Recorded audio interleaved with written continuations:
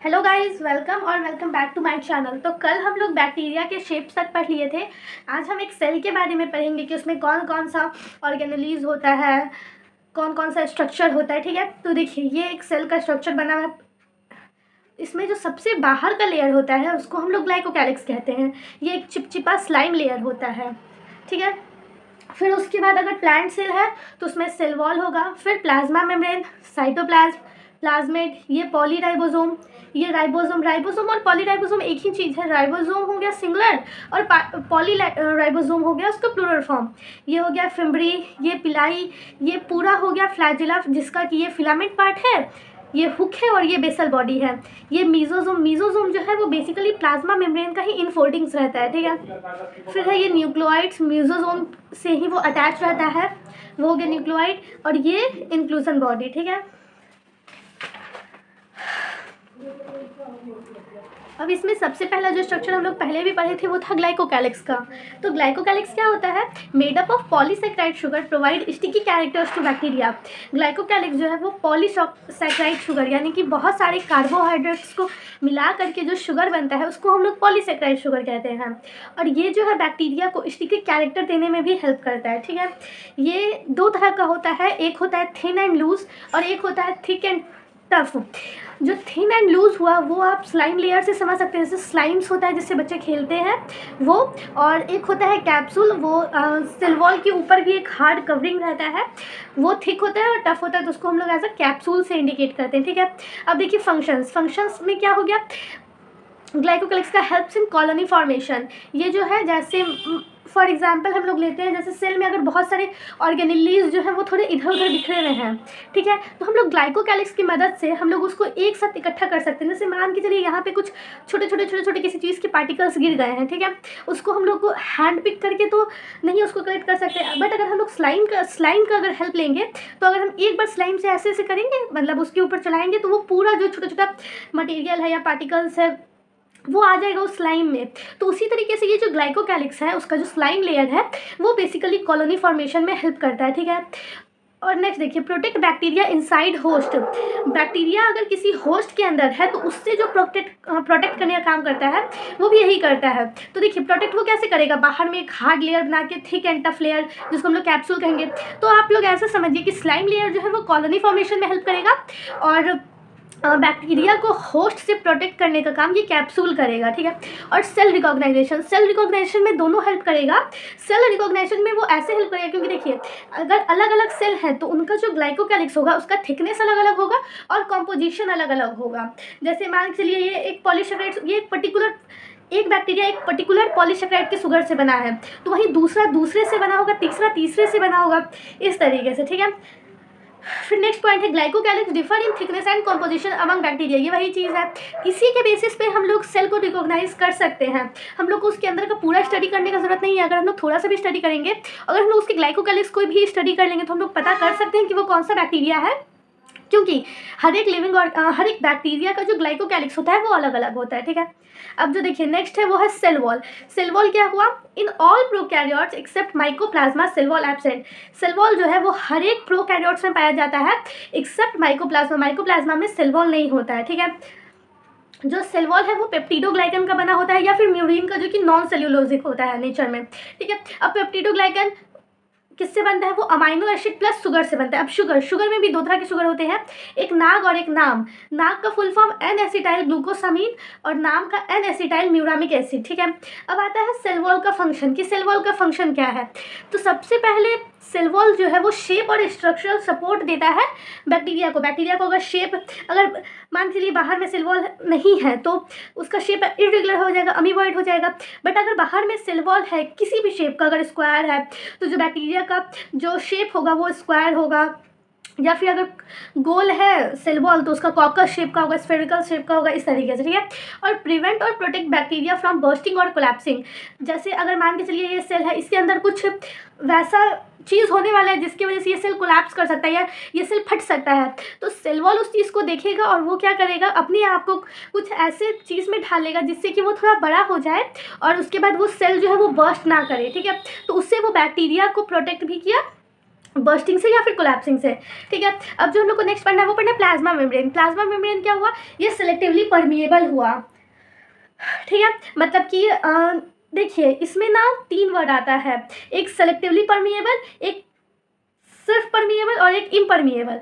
Permeable मतलब वो हर एक चीज़ को, जैसे मान के चलिए ये सेल है, ठीक है, इसके अंदर अगर कुछ भी चला गया, इस ये जो बाहर का मेम्ब्रेन है इसके अंदर से सॉल्यूट भी जा रहा है, वाटर भी जा रहा है, तो ये वाला जो मेम्ब्रेन कहलाएगा वो कहलाएगा परमिएबल, ठीक है।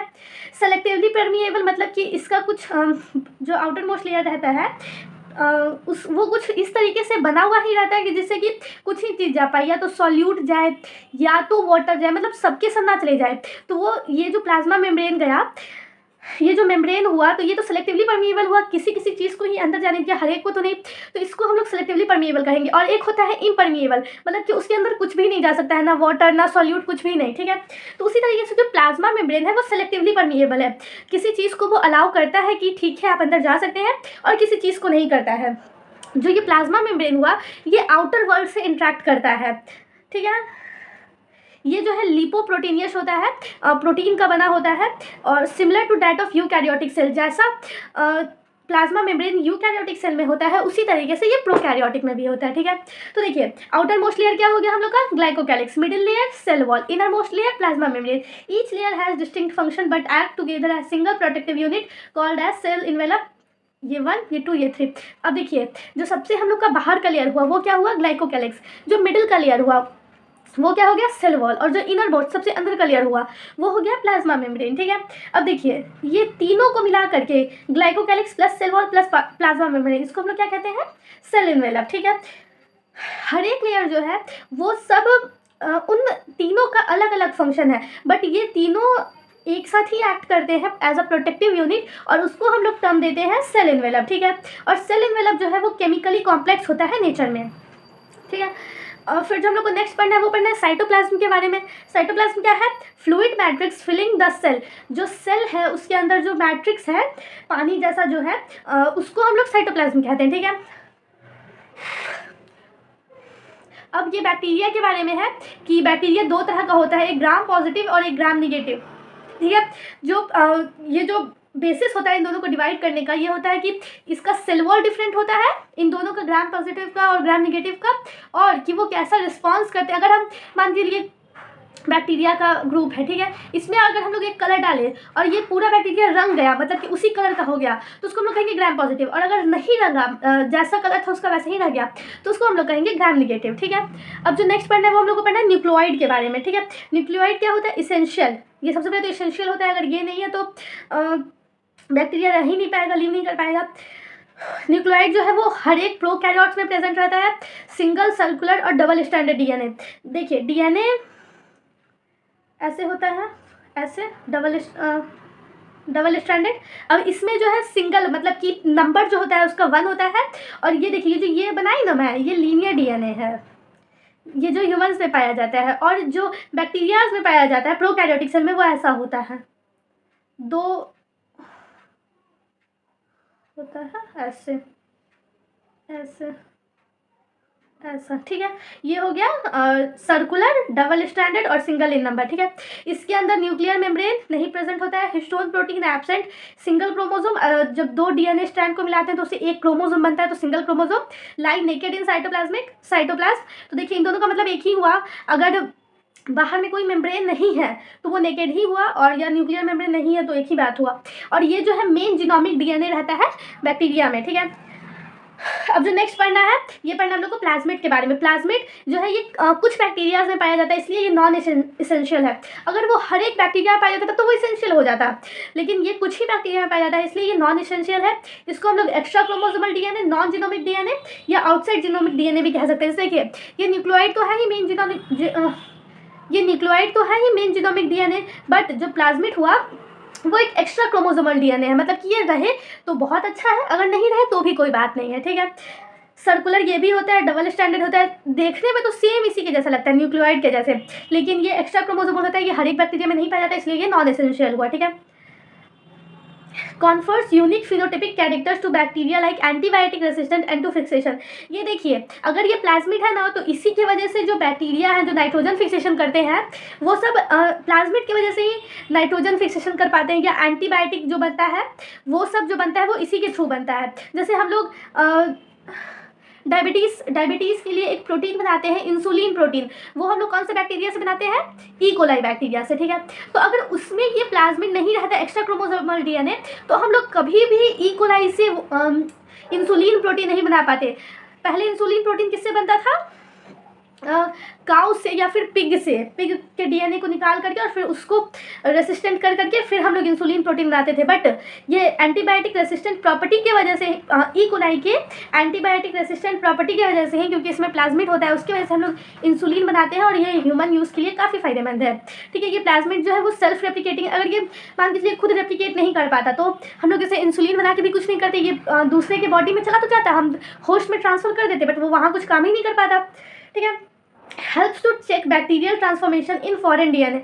ये वही चीज़ है जो अगर हम भेजें किसी होस्ट में, अगर इस प्लाज्मिड को, इस बैक्टीरिया को भेजें, तो उसमें ट्रांसफॉर्मेशन हो रहा है कि नहीं हो रहा है, उसके बारे में भी ये प्लाज्मिड ही बताएगा, ठीक है।